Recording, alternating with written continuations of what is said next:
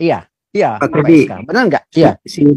si Rizik aja kemarin tuh saya lihat di YouTube-nya, saya akan deklarasikan perang terhadap para kiai-kiai monyet katanya. Ulama-ulama monyet katanya kan, kalau nggak salah tuh kan. Iya, iya. Apa tuh pemimpin-pemimpin negara monyet dia bilang kan, ini setelah lebaran ini katanya saya akan deklarasikan perang. Kita lihat ini katanya, omongan dia nih kan, saya akan deklarasikan perang begitu. Iya. Gimana gitu loh ajaran ini. Ini kan sampai membuat orang tuh benar-benar jadi gobloknya luar biasa, Iya, Pak. iya. Begitu. Nah, ini sama seperti kayak si Rizik ini. Ya. Kalau tadi Hamas perang sama si Fatah, begitu ya, rebutan kekuasaan. Ya. Untung-untungnya cuan semua. Sama seperti di Rizik dengan kiai-kiai Nusantara NU ini.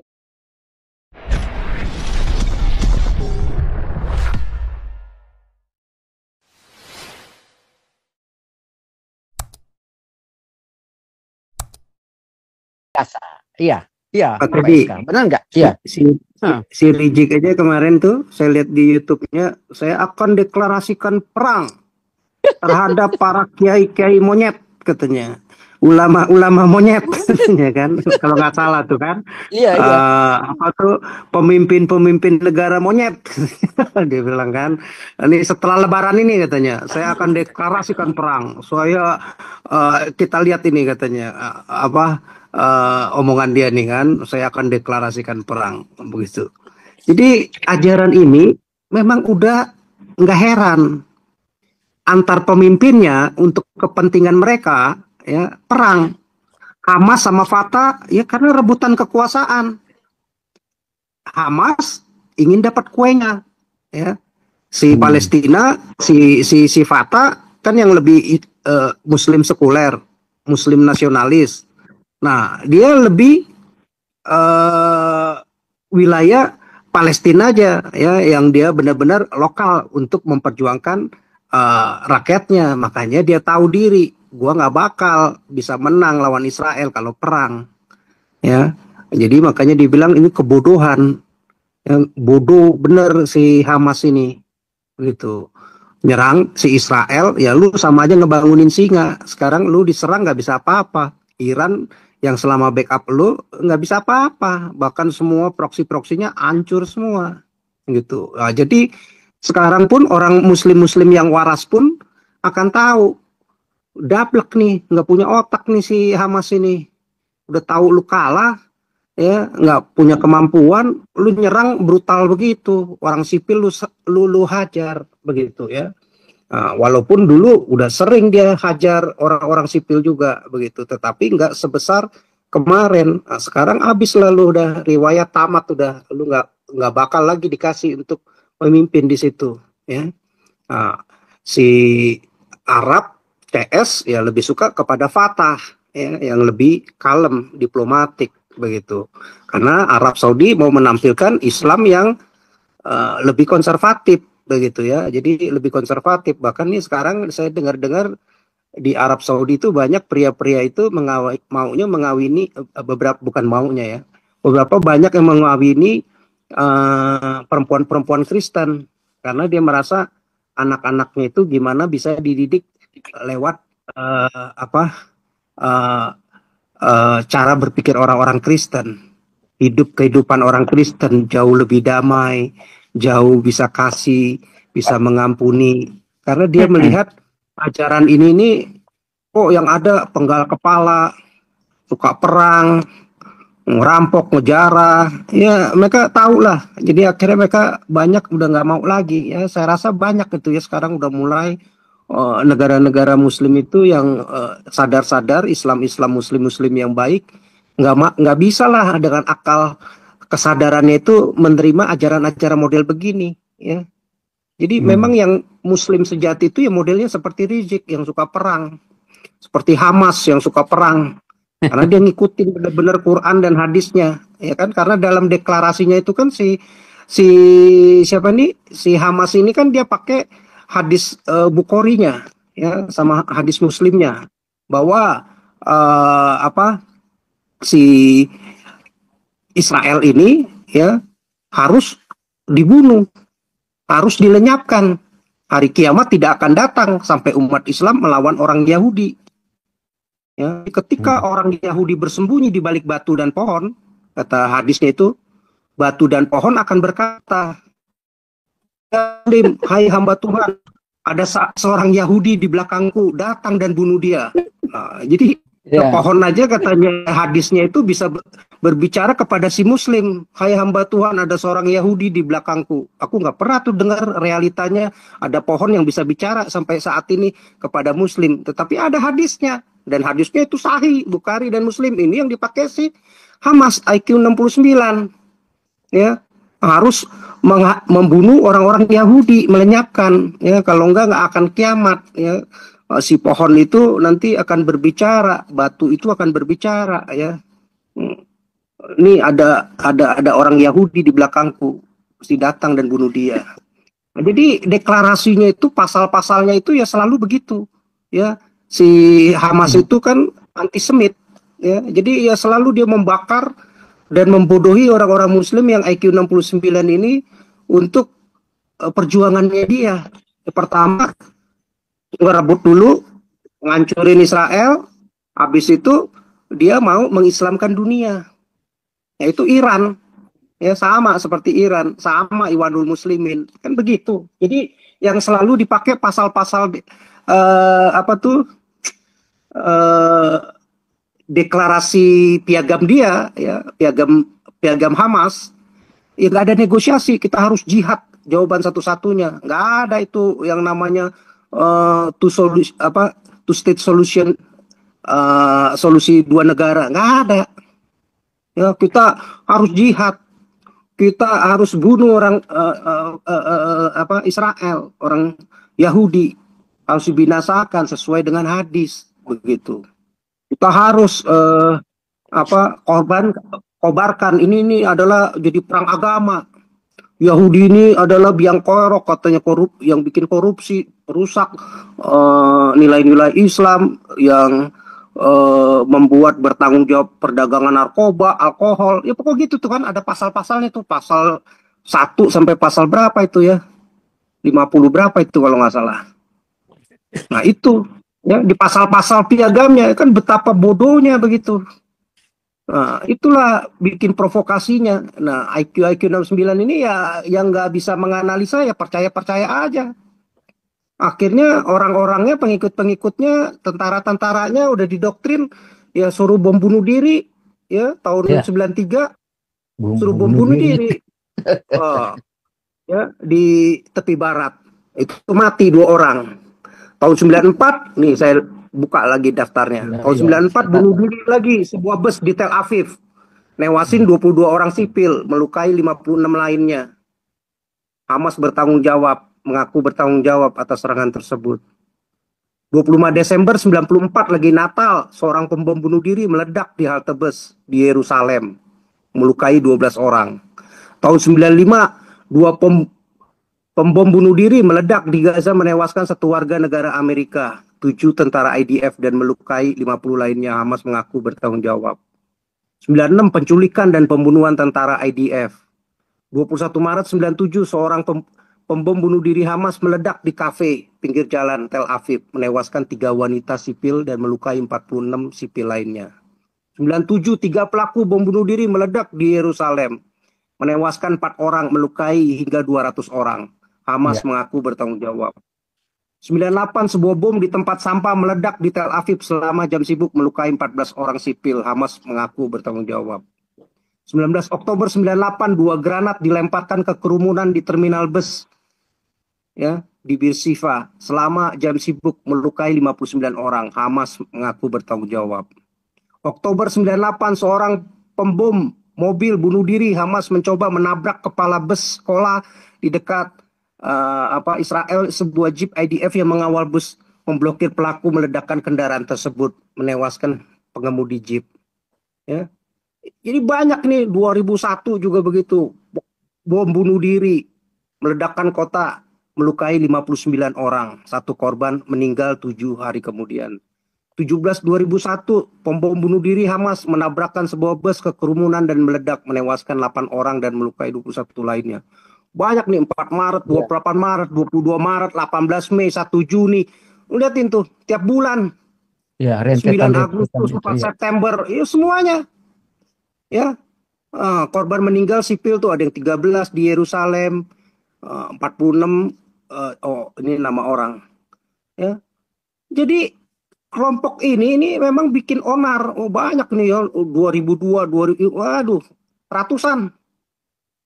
Kalau saya lihat ini, eh, lihat bukunya, at least 10 kill in suicide bomb of Jerusalem bus. Wah, macam-macam nih semuanya itu ya, berita dari New York Times, ya, dari majalah teror. Pak Esra, saya baca Nah, satu filosofi supaya itu ya. Tadi rentetan-rentetan itu karena ada satu orang, mereka selalu mengatakan bahwa satu orang Israel mati dan enggak tahu ya 20 atau 100, 20 orang Palestina meninggal merasa mereka menang. Ya, itu ciri-ciri mereka. Kemudian saya masuk ke dalam ciri-ciri human, kemanusiaan, teman-teman yang mendengar ini ya.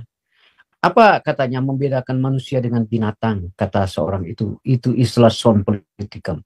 Kalau binatang itu hanya punya dua, nafsu seks dan nafsu makan. Daripada itu dia tidak punya otak, tidak punya tidak punya pikiran, tidak punya itu. Itu yang membedakan antara manusia dan binatang. Baru saya berpikir, apakah ini orang-orang Palestina Hamas ini binatang atau manusia? Dalam konteks mereka cuma tahu beranak, makan, makan. Sampai saya berpikir, manusia, Pak. ya Manusia, saya, Pak. ya Nggak saya, susah-susah, manusia ya, yang sudah didoktrin sama iya, ajaran setan. Nah, itu iya, simpel, Pak. makan, seks. Karena mereka Iya, berkembang sekarang anak-anak orang gila, saya pikir. Apakah itu? Saya bilang apa? Barangkali ini yang didefinisikan oleh orang-orang zaman dulu, beda binatang dengan itu. Apakah ini orang-orang? sekarang gini aja, Pak. Hamas aja percaya bahwa tidak akan ada kiamat sampai orang Israel itu dibunuh orang Yahudi itu, ya. Oh, Mereka begitu. sampai Iya, pohon ya. itu Iya bisa juga. berbicara kepada para Berbicara. Muslim. Nah, berbicara, hai orang Muslim, katanya, hai Muslimin. Itu ada orang Israel tuh di belakang aku nih, di belakang batang pohonku nih, maksudnya. Si pohonnya bicara kepada orang Muslim, bunuh dia, katanya. Ya kan? Ada nggak sampai saat ini, Pak? Hadis itu Ya. padahal sahih loh. Ada nggak sampai saat ini tuh pohon berbicara? Kan Bukan kalau main, orang ya. IQ-nya cerdas ya, Pak. Iya. Sekelas Hamas aja bikin deklarasinya seperti itu. Dan orang mau aja percaya seperti itu. Nah, Iya, itulah bukan manusia benar-benar seperti didoktrin itu. dan dibodohi. Iya. Gimana gitu loh ajaran ini. Ini kan sampai membuat orang tuh benar-benar jadi gobloknya luar biasa, Iya, Pak. iya. Begitu. Nafsunya. Nah, ini sama seperti kayak si Rizik ini.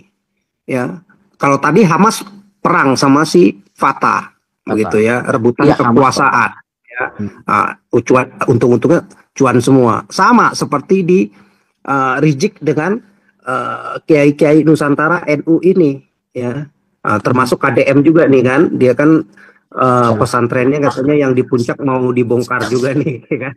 Nah, dia udah mencak-mencak, kita mau perang, begitu kan deklarasinya, sengaja sama nasabnya itu kan sebagai keturunan Nabi dibongkar, begitu kan, nggak laku tuh, jadi nggak dapat lagi jatah jatah uangnya, ya kan, jatah diundang, jatah dicium-cium, jatah disembah-sembah balihonya, begitu kan. Hilang, udah pudar nanti. Berjuanglah dia tuh, ya, jadi dia korbankanlah tuh rakyatnya, umatnya yang IQ di bawah 69 itu, ya kan. Saya akan deklarasikan perang. Dia ikutan perang nggak ada, cuman koar aja, ya. Yang ada dia sembunyi itu di bawah roknya si Firza yang ada nanti, ya kan. Nggak mungkin begitu. Ya sama aja si Kameni juga begitu. Cuman ceramah di depan, korban kobarkan, kasih Hamasnya, dikasih duit, dikasih ini, ya kan. Ah, dengan dalih yaitu berjuang. Begitu juga Hizbullah, begitu juga Houthi, begitu juga di Suriah, begitu juga proksi-proksi dia di Iran. Dimodalin semuanya, ya. Suruh perang. Terus dia bakar lagi. Wah, gimana nih musuhi si MBS, monarki-monarki Arab yang lebih kaya, ya. Jadi Sultan Raja di Arab Saudi, si Uni Emirat Arab, Ya. Yordan, ya, yang kaya-kaya begitu. Nah, jadi dia bakar-bakar lagi semangat umatnya yang IQ 69. Ini antek-antek asing, ini antek-antek barat. Ini harus dibinasakan, harus dilenyapkan. Ya gimana MBS-nya nggak Islamfobia? Gimana Hmm. Sultan-Sultan Uni Emirat Arabnya nggak fobia sama Hmm. grupnya si Khamenei, termasuk Hamas sama si Hizbullah Houthi ini? Ya kan dianggap jadi teroris mereka. Makanya dihancurin lah sama Arab Saudi. Lu gaya juga. MBS kan masih muda ya, 30 tahun ya waktu itu, 34 ya kalau nggak salah, diserang apa 32 tuh dia umurnya. Waktu dia ambil alih, dikirimlah itu pesawat-pesawatnya, nggak peduli sipil-sipil, dihajar itu 600.000 mati, ya puluhan juta ngungsi, ya. Peduli nggak itu si kami ini segala? Nggak peduli. Ngasih makan nggak mereka? Nggak ngasih. Peduli nggak mereka tuh mikirin anak-anak itu sekolah? Nggak mikir. Yang ada anak-anak itu nggak apa-apa dikawinin umur 6 tahun, 9 tahun, 12 tahun, ya. Dikawinin.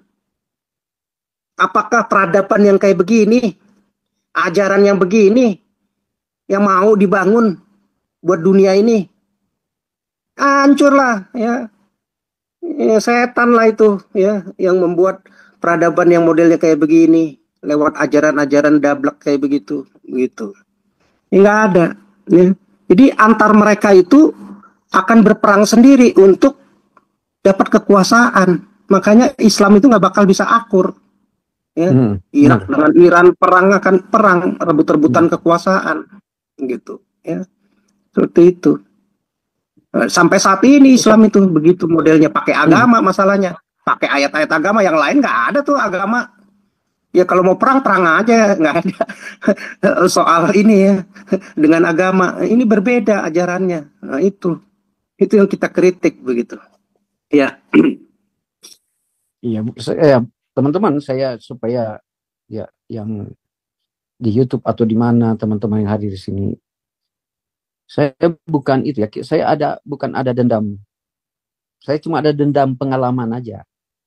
Pengalaman dalam konteks di negara saya dan pengalaman ibu saya bagaimana apa kekejaman Islam itu secara realitas itu. Sehingga di dalam alam pikiran saya tidak pernah melupakan kekejaman-kekejaman itu. Tetapi ini sebagai pola pembelajaran bagi kita, pola pembelajaran supaya kita itu jangan terulang gitu. Ya. Supaya itu jangan terulang, kita mengulangi sejarah yang masa lalu. Atau orang bilang, kalau Soekarno bilang jas merah, jangan melupakan sejarah lah gitu. Karena itu akan terulang itu kalau kita tidak mau menyampaikan sekarang, tidak menyampaikan sekarang untuk mengantisipasi itu supaya jangan terjadi. Nah, oleh sebab itu saya sudah mengatakan bahwa ini saya punya dendam pada masa lalu bagaimana kejahatan melihat dengan zaman yang di era sekarang ini gitu. Supaya itu jangan terulang di negara saya. Ya, itu maksud penyampaian kita berulang-ulang daripada kejahatan-kejahatan itu. Seperti yang disampaikan SK tadi. Itu rentetan sejarah yang tertulis. Yang tertulis. Oleh sebab itu saya tidak dukung ya. Si Anies Mata itu, si wakil menteri itu luar negeri, dia mengatakan karena Islamofobia itu sehingga meningkatnya kepercayaan orang itu kepada Islam di dunia barat. Salah, Pak. Baca koran yang minggu lalu itu besar ditulis oleh Kompas di mana bicara Islamofobia itu. Hampir saya mau kritik, bukan karena saya Kristen loh, baru saya mau kritik itu karena dia itu cuma sifat provokasi. Saya nggak enak dengar kalau bahasa provokasi gitu. Dia katakan hari ulang tahun Islamophobia yang kemarin itu beberapa bulan lalu, bulan Maret tanggal 22, 15 itu. Dia mengatakan itu bahwa Islamophobia ini karena ada Islamophobia sehingga meningkatnya kepercayaan orang percaya kepada bukan orang-orang di daerah Afrika itu, Pak. Bapak harus jujur, orang di Afrika, orang yang ada di negara sebagian Arab dia dan lain sebagainya, Persia, ya, kemudian di Afghanistan, Pakistan, India, Pak, maraknya peningkatan orang percaya kepada Kristen itu, terutama juga di Indonesia, meningkatnya kepercayaan orang. Ini Anies Mata itu saya bilang jangan mempergunakan agama itu sebagai alat politik. Lebih baik Anda menggunakan agama itu sebagai alat realita gitu. Kalau Anda menggunakan sebagai alat politik, Anda akan jatuh juga. Mereka tidak akan percaya.